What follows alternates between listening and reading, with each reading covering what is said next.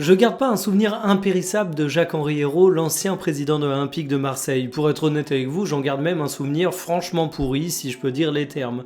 Reste qu'il a quand même une séquence qui a marqué les esprits à mon goût, c'est celle où il proposait aux supporters de l'Olympique de Marseille de prendre une petite tisane pour se détendre les nerfs.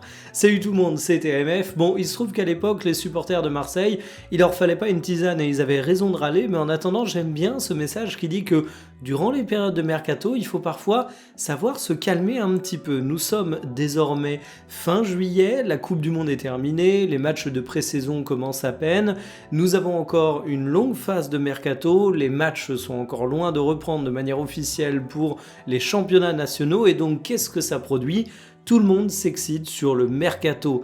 Alors évidemment, il y a l'excitation concernant les recrues, ce joueur est trop payé, ce joueur est pas assez payé, ce joueur est bon, ce joueur est pas assez bon, toutes les analyses qui en découlent, et je vais pas cracher là-dessus parce que je suis le premier que ça fait marrer et ça alimente ma passion du foot, surtout dans ces périodes où il n'y a pas de match, mais il y a également un autre son de cloche qu'on entend, c'est la panique. Vous la connaissez forcément, c'est présent dans absolument toutes les communautés, chez tous les supporters, qu'importe le club, ça ne va pas assez vite, cet été c'est en train d'être raté de la part du club et il faut agir, il faut signer des recrues, on est déjà fin juillet, c'est la fin du monde. Au cours de cette vidéo, je vais essayer de vous expliquer pourquoi il faut se calmer, se détendre un petit peu. Plus précisément sur ce mercato, on va parler de plein de dossiers, de plein de clubs différents. On ira du côté du PSG, on ira du côté de Marseille, on parlera des joueurs de notre Ligue 1 de manière générale. Mais vous allez le voir, il faut surtout apprendre à se détendre parce que les supporters, si on les écoute, on a tendance à faire des conneries dans bien des mercatos. Installez-vous confortablement et bienvenue pour cette nouvelle vidéo Talk My Football.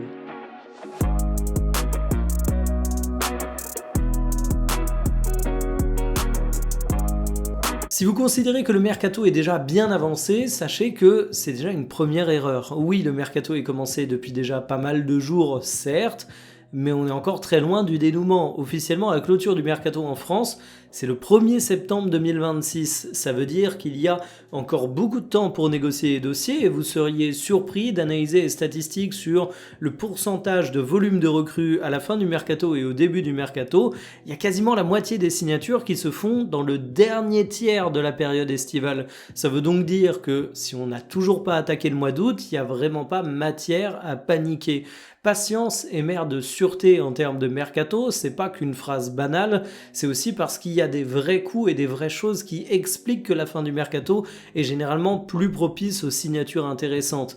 Et j'ajouterai un point qui concerne particulièrement ce mercato estival 2026 pour que vous arrêtiez de dire que les clubs ne foutent rien même s'ils ont signé personne à instant T, c'est qu'on est en année de Coupe du Monde et ça vous aurait pas échappé, mais les joueurs, quand ils sont en année de Coupe du Monde et qu'ils sont internationaux, ils ont tendance à se concentrer sur autre chose que les négociations contractuelles. Alors ça n'empêche pas qu'on ait des signatures qui soient bouclées, voire même annoncées durant cette période, parce que les agents peuvent continuer à travailler, parce qu'un joueur peut donner son avis, parce que parfois il y a des choses qui sont tellement préparées en amont que même durant la Coupe du Monde, ça n'empêche pas le bon déroulement des dossiers, mais pour les cas les plus sensibles, et bien finalement on se retrouve avec des dossiers qui traînent et il faut rien attendre avant que la Coupe du Monde soit terminée. J'ajoute un dernier point, c'est que la Coupe du Monde, au-delà de la disponibilité des joueurs, ça peut sensiblement changer la valeur d'un joueur. Vous prenez le LOSC avec Boady, valait mieux pas le vendre avant la Coupe du Monde parce que ces matchs même de manière générale, pas ses entrées pardon, avec le Maroc ont quand même changé la perception du joueur. Oui, Boady est connu, surtout en France, évidemment, on le suit dans notre Ligue 1, mais le premier match qu'il fait avec le Maroc lors de cette Coupe du Monde, ça l'a révélé aux yeux de beaucoup, ça a changé un petit peu sa cote sur le marché des transferts. J'entendais Culture PSG parler du fait que Diomandé, par exemple, s'il n'y a pas la Coupe du Monde, peut-être qu'il arrive au Paris Saint-Germain, mais il fait une Coupe du Monde qui a été remarquée, sans dire évidemment que c'est le joueur de la compétition, et ça change 2-3 trucs. Donc si t'es un club, que t'as un joueur sous contrat, que tu sais que tu peux le vendre au cours du mercato estival, il vaut mieux attendre la fin de la Coupe du Monde parce que sur un malentendu, ça va être un joueur de la compétition et il va prendre plusieurs dizaines de millions d'euros de valeur marchande. Si vous avez tendance à avoir peur que votre club traîne sur les signatures au cours du mercato estival, il faut se rendre compte de quels joueurs on signe au tout début du mercato et de quels joueurs on signe à la toute fin du mercato. Il y a le cliché du panic buy, et c'est vrai qu'on en voit absolument tous les étés et tous les hivers. Quand tu signes un joueur dans la dernière heure littéralement du mercato, c'est rarement bon signe et c'est généralement une période qui est assez propice au fait de faire des conneries. Mais dans les toutes premières heures du mercato, c'est pas Neymar à 222 millions d'euros que tu vas chercher, c'est pas un transfert absolument historique qui va changer la phase du football.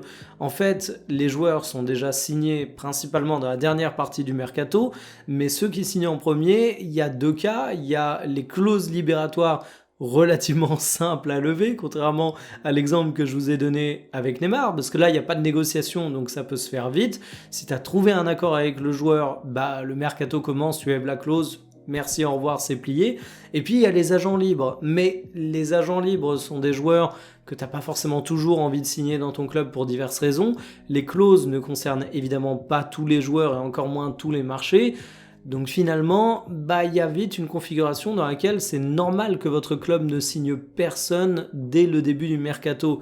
Et puis il y a des cas qui sont un petit peu plus spécifiques. Par exemple, le fait de devoir vendre avant de devoir signer. Je vous prends l'exemple de l'Olympique de Marseille.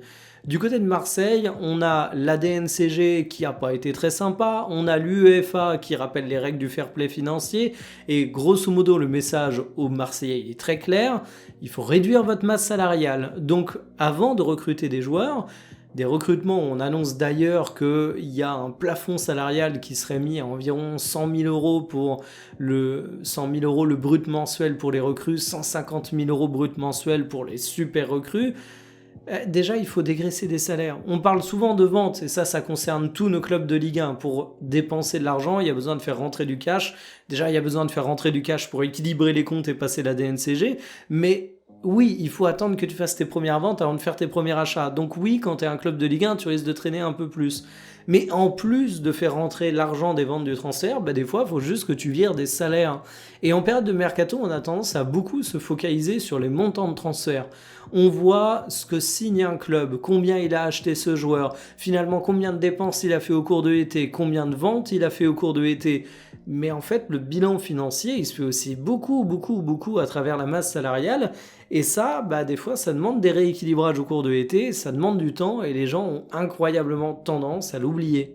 Je considère que les excellentes affaires au cours du mercato estival, elles peuvent tarder énormément pour deux raisons. La première raison, c'est le jeu des chaises musicales. Je vais vous donner un exemple auquel je crois pas, mais il sera relativement parlant pour tout le monde. Vinicius Junior au Real Madrid. Admettons, tu signes définitivement Diomandé, ce qui a l'air quand même de bien se diriger. Il prend la place de Vinicius Junior. Je disais que j'y croyais pas, parce que pour moi, les deux joueurs sont pas incompatibles et leurs destins ne sont pas liés. Mais on va partir du principe que c'est le cas, parce qu'on a plein d'autres exemples dans le foot où on a pu avoir des situations similaires, et là ça a le mérite d'être deux joueurs qui intéressent beaucoup de gens et une situation qui est très parlante. Si Vinicius Junior se retrouve sur le marché derrière, si Arsenal arrive à trouver un accord avec lui, arrive à trouver un accord avec le Real Madrid et qui recrute Vinicius Junior, on dira que c'est un transfert absolument énorme, sauf que ça n'aurait pas pu se faire au tout début du mercato parce qu'il est enclenché par un jeu de chaises musicales.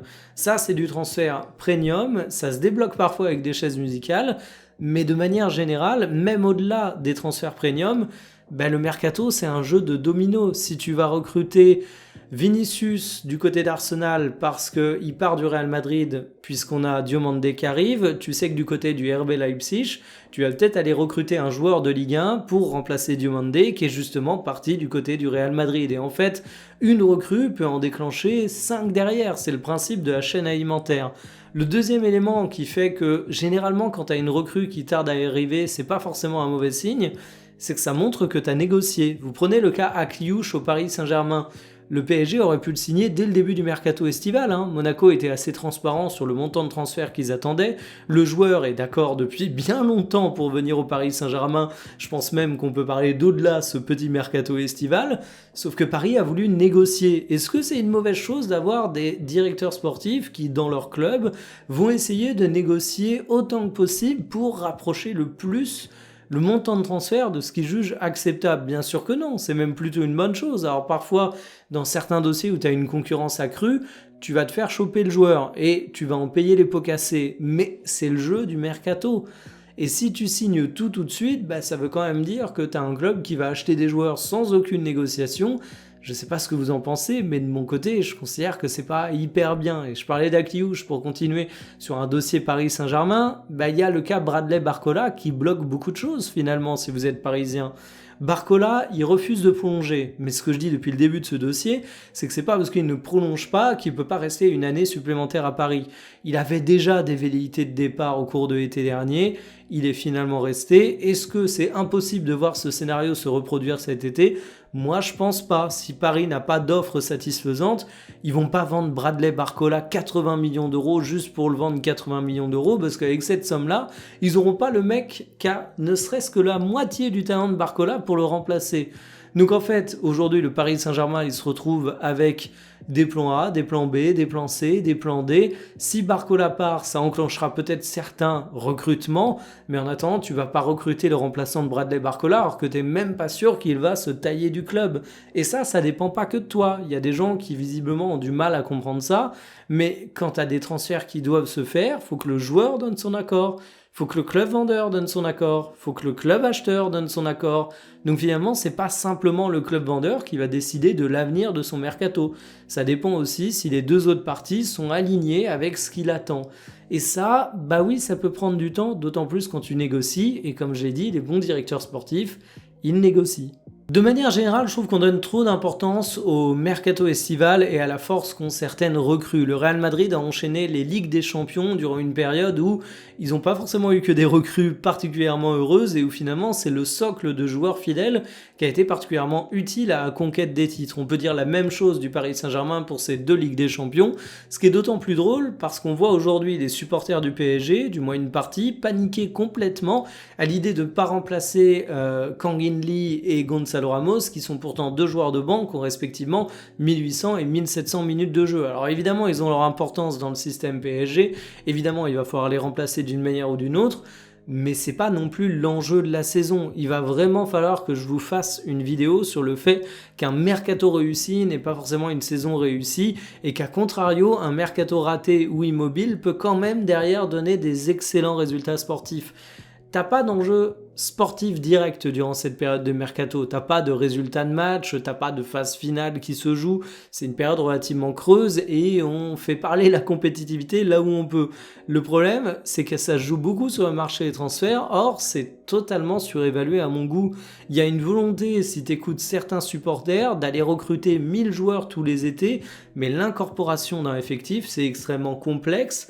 Et finalement, c'est un truc qui est autant à doser pour réussir son mercato que le simple fait de faire de bonnes recrues. Donc arrêtez d'être pressé au cours des mercatos, c'est vraiment l'ennemi numéro 1 des clubs. Et puis arrêtez également de paniquer si vous voyez pas des noms sortir. Ça, c'est peut-être le truc qui me rend le plus fou. En fait, quand on a son club qui est associé à tous les dossiers, on va râler parce qu'on va dire « Ah, de toute façon, c'est toujours la même chose, on utilise le FC Barcelone pour faire monter les enchères.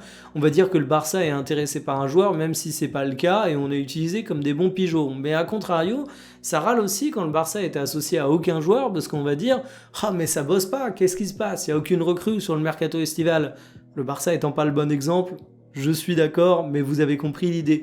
Sauf qu'en fait, réfléchissez un petit peu. Est-ce que les recrues qui vous ont le plus plu dans votre club sont forcément des recrues qui étaient annoncées de longue date ? Ça arrive à bien des reprises. C'est parfois la norme dans certains clubs que les meilleures recrues, celles qui apportent le plus satisfaction, on n'avait même pas leur nom qui avait fuité dans la presse une semaine avant la signature. Et pourtant, Dieu sait qu'on a beaucoup parlé de 1001 signatures possibles.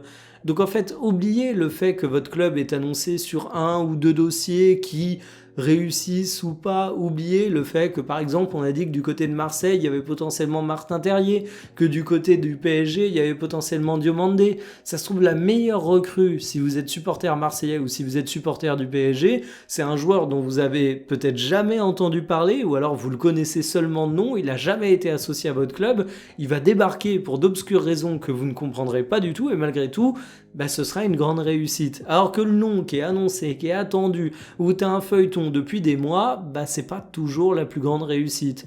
Donc je vais conclure de la même manière que j'ai commencé la vidéo. Écoutez Jacques-Henri Hérault pour une seule chose. Ne l'écoutez pas trop, hein, mais une seule chose. En période de mercato, une petite tisane parfois, ça peut faire du bien. Passez un excellent week-end. Salut.